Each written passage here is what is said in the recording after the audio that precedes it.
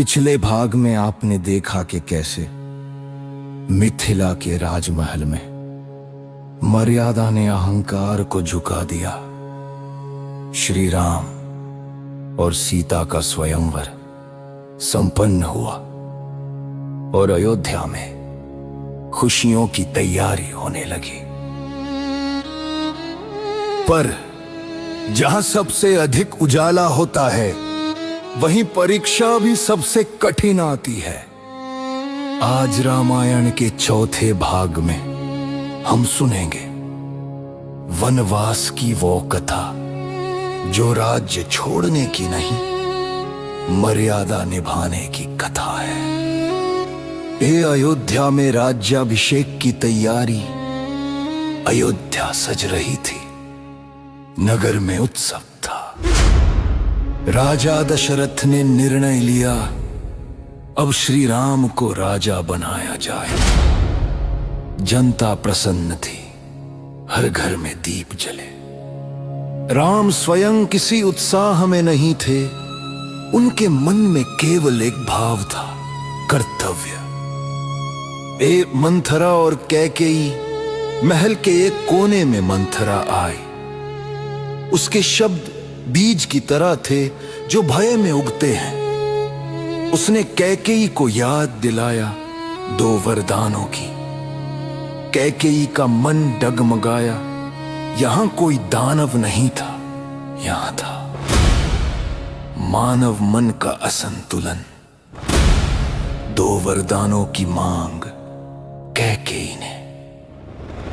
राजा दशरथ से कहा, जिग भरत को राज्य तो अब राम को 14 वर्ष का वनवास। दशरथ मानो टूट गए, उनकी आवाज कांप रही थी, शरीर शून्य हो गया। ये क्षण सिखाता है, कभी कभी वचन अपने ही हृदय को तोड़ देता है। श्री राम का शांत स्वीकार। राम आए, उन्होंने सब सुना, न क्रोध न प्रश्न।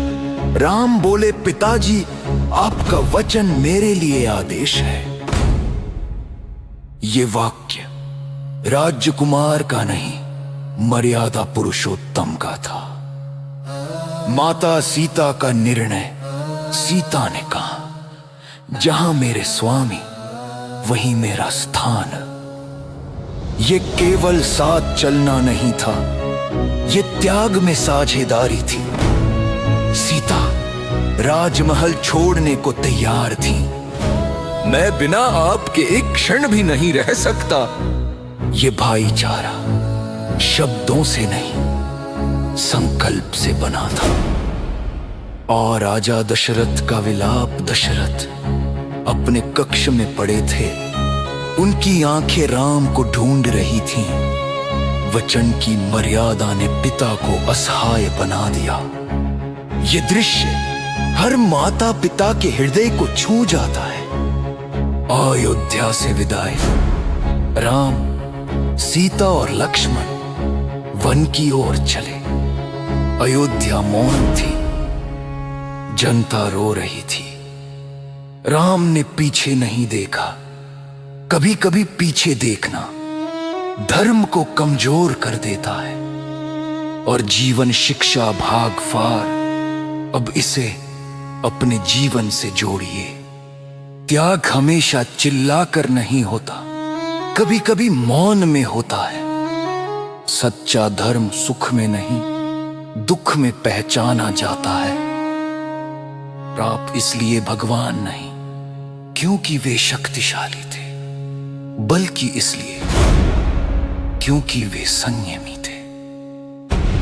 ध्यान क्षण, आंखें बंद कीजिए, कल्पना कीजिए 3 आकृतियां वन की ओर जाती हुई। मन में कहिए, हे राम, मुझे भी कर्तव्य निभाने का साहस दीजिए। यदि यह कथा आपके मन को छू गई हो तो समझिए रामायण आप तक पहुंच चुकी है, क्योंकि रामायण सिर्फ सुनी नहीं जाती। जय श्री राम।